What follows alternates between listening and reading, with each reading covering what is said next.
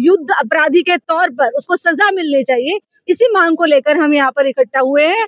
और दूसरी बात यह है, हम मोदी सरकार से भी गुजारिश करते हैं कि वो नेतन्याहू के साथ, इजराइल के साथ जो भी गठबंधन है, उन्होंने युद्ध गठबंधन किए हुए हैं, उसको तुरंत रोक दिया जाना चाहिए, खारिज करना चाहिए। वहां पर इतना है, अनएम्प्लॉयमेंट के अगेंस्ट इतना है कि ट्रंप को उस समय एक टेंट में छिपना पड़ा था।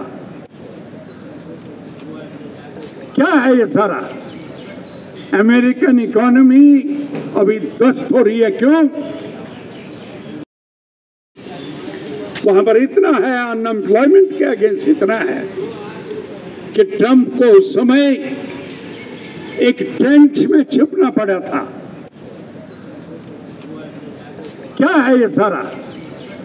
अमेरिकन इकोनॉमी अभी ध्वस्त हो रही है। क्यों? क्योंकि चीन उसको टक्कर दे रहा है। वो चीन जो कम्युनिस्ट नहीं है, लेकिन जहां समाजवादी व्यवस्था थी, वो रूस जहां पहले समाजवादी व्यवस्था थी, वो समाजवादी जो अर्थव्यवस्था। मंत्र पे हैं हम और यहाँ पे एक प्रोटेस्ट चल रहा है।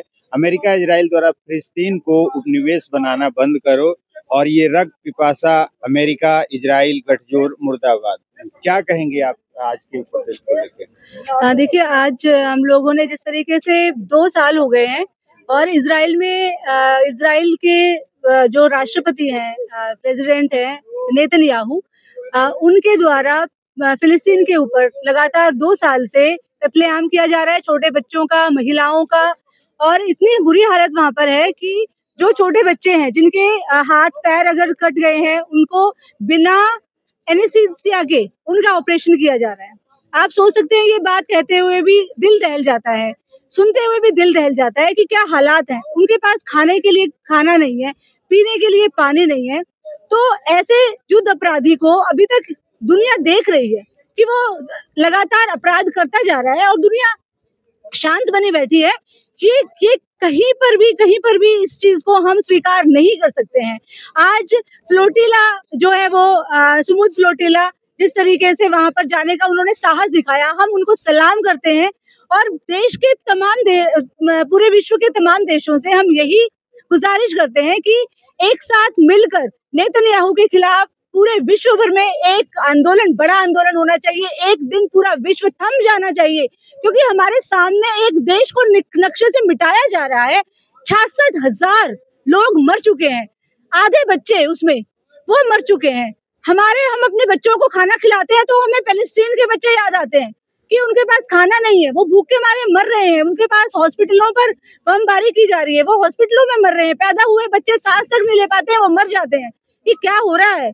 ये डोनाल्ड ट्रंप जो अपने आप को पूरे विश्व का सरगना समझता है, इनको शर्म नहीं आती है? जो नेतन्याहू के साथ खड़ा हुआ है और हमारे देश के प्रधानमंत्री मोदी जी, उनको शर्म नहीं आती है? उनको तो आना चाहिए, बच्चों के मौत के खिलाफ प्रदर्शन करना चाहिए उनको।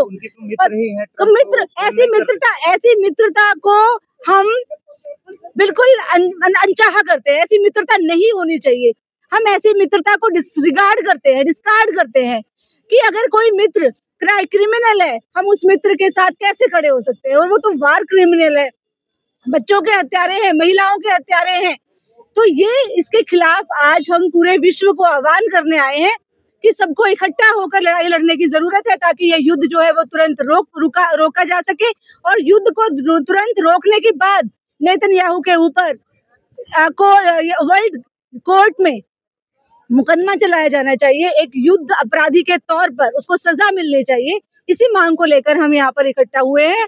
और दूसरी बात यह है, हम मोदी सरकार से भी गुजारिश करते हैं कि वो नेतन्याहू के साथ, इजराइल के साथ जो भी गठबंधन है, उन्होंने युद्ध गठबंधन किए हुए हैं, उसको तुरंत रोक दिया जाना चाहिए, खारिज करना चाहिए।